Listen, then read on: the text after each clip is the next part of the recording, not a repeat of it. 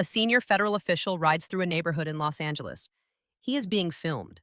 The camera is rolling as his vehicle cruises past strip malls, storefronts, and small businesses in Van Nuys, a working-class pocket of the San Fernando Valley. He steps out. He stands in front of a bakery. And then, on camera, Dr. Mehmet Oz, the administrator of the Centers for Medicare and Medicaid Services, points to the sign above the door and says, There's roughly $3.5 billion of fraud taking place here in Los Angeles in hospice and home care. It's run quite a bit of it by the Russian Armenian mafia. You notice the lettering and language behind me is of that dialect. The sign reads, Fresh Lavash. It is advertising flatbread. The lettering is Armenian. Within 3 days, that bakery reported a 30% drop in sales. Within 4 days, the governor of California filed a civil rights complaint against Dr. Oz with the United States Department of Health and Human Services. And within a week, an entire ethnic community in the largest Armenian diaspora population in America was asking a single question. Did a Turkish-American federal official just blame our alphabet for a crime? This is the Mirror Moment Report. I am Claire Morgan. And the story you think you know about hospice fraud in Los Angeles depends entirely on which headline reached you first. Let me separate what is confirmed from what is contested, because in this story, that distinction matters. Fact 1. Hospice fraud in Los Angeles County is real. It is enormous, and it has been documented for years. A 2020 investigation by the Los Angeles Times first exposed the scale of the crisis, documenting a multi-billion-dollar hospice fraud scheme concentrated in Los Angeles County, with fraudulent providers targeting elderly Americans to bill Medicare for services and equipment they never used. Several hospices named in that investigation had addresses listed in Van Nuys, the same neighborhood Oz later visited. California Attorney General Rob Bonta has publicly called hospice fraud an epidemic in the state, specifically in the greater Los Angeles area. LA County has nearly 2,000 hospice agencies, which exceeds the totals in 36 states combined and 30 times the number in Florida or New York. In the United States, more than 50% of hospice patients pass away within 18 days. In Los Angeles, the average length of stay is more than 3 months, and court records show some hospices billed Medicare for 18 months or more for patients who never died. Fact 2. There is a documented history of organized crime involvement in Medicare fraud connected to some individuals of Armenian descent. In 2010, federal prosecutors charged 73 members and associates of an organized crime network known as the Mirzoyan Terjanian Group with stealing $100 million from Medicare through phantom clinics. Since then, additional Armenian-American hospice operators have been prosecuted in California at both the state and federal level. Fact 3. Governor Gavin Newsom signed a law in 2021 imposing a moratorium on new hospice licenses in California due to concerns about fraud and abuse, and the state has revoked more than 280 licenses since 2022. California Attorney General Rob Bonta's office has charged 109 individuals with hospice-related criminal offenses since he took office. Fact 4. On January 27, 2026, Dr. Mehmet Oz, the administrator of the Centers for Medicare and Medicaid Services, posted a video on social media filmed in the Van Nuys neighborhood of Los Angeles. In the video, he claimed there are 42 hospices registered within a 4-block radius and alleged $3.5 billion in hospice and home care fraud in the city. Standing in front of a strip mall containing a bakery, an art studio, and other Armenian-owned businesses, Oz stated on camera that the fraud was run by the Russian Armenian mafia and pointed to Armenian language signage as evidence. Notably, at the start of the video, Oz referred to signs on nearby buildings as having Cyrillic writing, which is incorrect. The script on the bakery's sign was Armenian, not Cyrillic, and the sign simply read, Fresh Lavash, advertising flatbread. This misidentification was reported across multiple outlets. Fact 5. A fact check conducted by Lead Stories reviewed the businesses shown in Oz's video and found that none of the individuals or businesses he referenced were named in any federal hospice fraud indictments. The bakery is a family-owned business called Tigranakert Lavash. The Kilikia Art Studio, which Oz pointed to and identified as a hospice center, released a statement saying it had served and educated children in the community for over 2 decades and had no connection to healthcare of any kind. And fact 6. As of this recording, CMS has not released the names of the 42 hospices Oz claims to have identified, nor has the agency published specific new case filings related to his Van Nuys video. Those are the confirmed facts. Now here's where the narrative splits. If you consumed this story through outlets like the Associated Press, the Washington Post, the New York Times, PBS, NBC Los Angeles, or ABC News, The headline you likely saw was some version of this. A senior Trump administration official discriminated against Armenian Americans on camera. The framing in these outlets centered on the civil rights complaint as the lead. Governor Newsom's filing accused Oz of spewing baseless and racially charged allegations that reflect discriminatory animus and revealed a discriminatory motive that could infect how investigations of alleged fraud are conducted. The complaint was filed under Title VI of the 1964 Civil Rights Act, which prohibits discrimination based on race, color, or national origin in federally funded programs. Multiple outlets emphasized the historical context. The AP, PBS, and KPBS all noted that Oz's parents emigrated to the United States from Turkey, a country that does not recognize the Armenian genocide that took place in the early 1900s under the Ottoman Empire. Turkey and Armenia have no formal diplomatic ties. Their joint border has been closed since the 1990s. Critics pointed out that during Oz's 2022 Senate campaign in Pennsylvania, his dual citizenship and prior military service in Turkey were raised as concerns. A spokesperson for the Armenian National Congress in Southern California told KABC that the community had seen similar rhetoric before and specifically cited Oz's close ties to Turkish President Erdogan as context for the community's alarm. Newsom's press office went on the offensive, posting on X that it was, quote, amazing to watch Dr. Oz cosplay as a fraud fighter. The governor's office also shared a montage of Oz's past health claims from his television career and an AI-generated image mocking him. If you're thinking, wait, that historical angle is significant, you're not alone. The Armenian National Committee of America, the Armenian Bar Association, Los Angeles City Council member Adrian Nazarian, and California Assemblyman John Harabedian all condemned the video as ethnic profiling. NBC Los Angeles reported that Armenian-owned medical clinics in the area were receiving calls from alarmed patients asking whether the fraud claims were true about their providers. It was not just the bakery.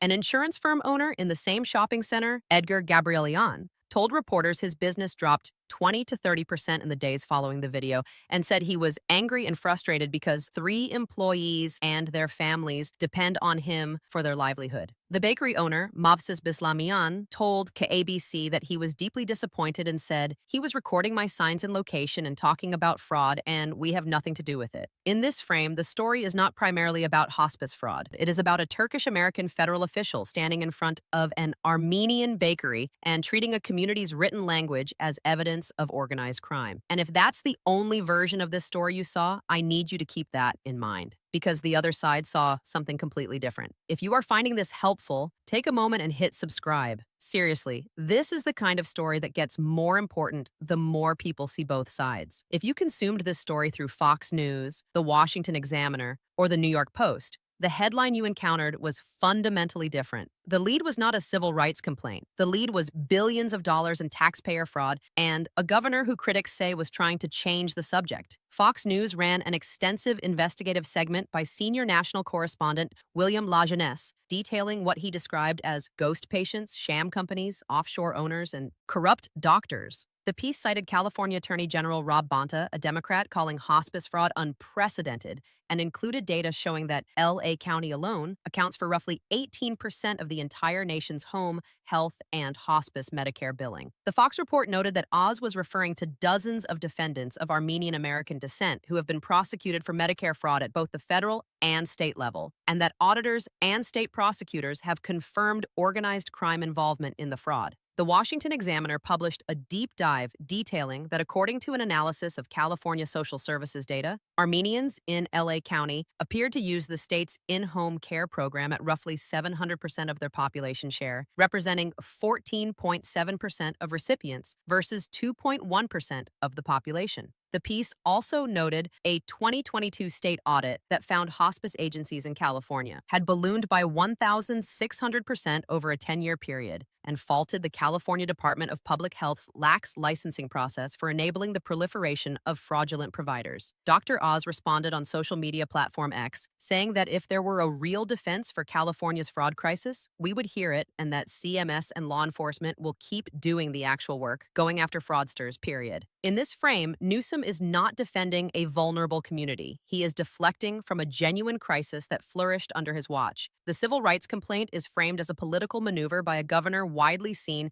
as a 2028 presidential contender, picking a fight with the Trump administration that he knows will generate sympathetic coverage. And there is a detail from this side of the coverage that matters. CMS and the Department of Health and Human Services sent a formal letter to Newsom demanding a comprehensive action plan within 3 weeks to address program integrity failures in the state. Meanwhile, House Republicans scheduled a hearing for February 3rd titled Common Schemes, Real Harm to examine how transnational crime organizations are infiltrating the Medicare system. The Washington Times reported that Newsom was demanding a civil rights investigation, but noted the underlying fraud allegations remained unaddressed by the governor's office. And the New York Post ran the story under a headline accusing Newsom of crying racism to deflect from the actual fraud crisis, framing the governor's complaint as political theater. And if that's the version of this story that you saw, I need you to hold that one too, because now we get to the part neither side wants you to think about too carefully. Drop a comment right now. Tell me, did you see this story from the fraud angle first or the discrimination angle first? I want to know.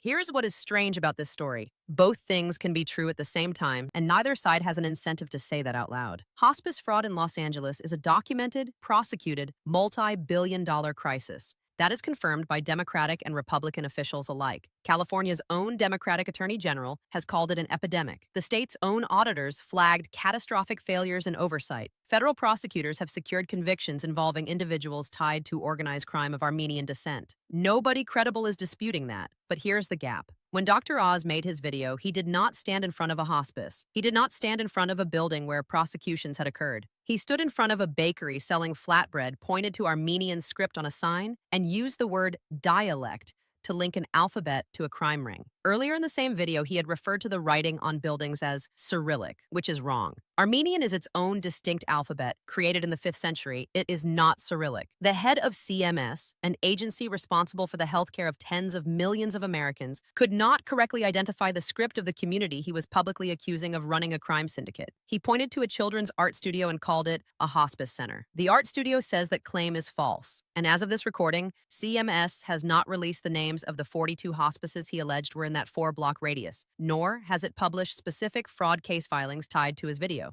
This is the mirror moment. If the fraud is real, why stage the video in front of businesses that have no documented connection to it? If the intent was to expose organized crime, why reference the appearance of a language instead of producing case files? And if Newsom has been fighting fraud since 2021, why did it take a viral video from a political rival to make this a national story? Think about what each audience sees. If you watched Fox's coverage, you saw a federal official exposing a massive fraud problem that a Democratic governor allowed to fester. If you watched PBS or read the AP, you saw a Turkish-American official singling out Armenian Americans in a way that invoked centuries of ethnic persecution. Both frames omit what the other considers the most important part of the story. The right-leaning coverage largely did not engage with the fact that the specific businesses in the video had no documented ties to fraud. The left-leaning coverage largely underplayed the scale and severity of actual hospice fraud in LA County and the documented history of organized crime involvement. And here is something almost no one is talking about. This is not the first time the Trump administration has used this playbook. Allegations of fraud involving daycare centers run by Somali residents in Minneapolis prompted a massive federal immigration crackdown in that city, resulting in widespread protests and 2 people being fatally shot by federal agents. The pattern appears to be identify real fraud, link it to an ethnic community, escalate enforcement. The question nobody wants to sit with is whether you can aggressively pursue fraud without turning an entire ethnic community into a suspect. So where does that leave us? Hospice fraud is stealing from dying people. It is stealing from taxpayers. And it has been allowed to flourish in Los Angeles for years under the watch of officials from both parties. That should make everyone angry, regardless of political affiliation. But the way you investigate fraud matters. The language a federal official uses on camera matters. Whether you stand in front of a crime scene or a bakery matters. And the fact that a family business lost 30% of its customers because a government official implied their alphabet was suspicious should matter to everyone, whether you vote red or blue. As of this recording, it remains to be seen whether the Department of Health and Human Services will open a Title VI investigation as Newsom has requested. It remains to be seen whether CMS will release the specific evidence behind Oz's claims. And it remains to be seen whether this is about protecting taxpayers or about something else entirely. Here's what I will tell you. The next time a story breaks and you see 2 completely different headlines, and one makes you feel righteous and the other makes you feel defensive, come back here. Share this episode with one person who sees the other headline, because the only way through the mirror is together. I am Claire Morgan. This has been the Mirror Moment Report. Like this if it made you think. Subscribe if you want to keep thinking. And I will see you in the next one. One more thing before I go. I mentioned that Dr. Oz served in the Turkish military. I mentioned that Turkey does not recognize the Armenian genocide. And I mentioned that Oz's parents emigrated from Turkey. What I have not mentioned yet is what happened. In the congressional hearing about hospice fraud that was scheduled for February 3rd, just days after this video went viral, what came out in that hearing changes the math on this whole story.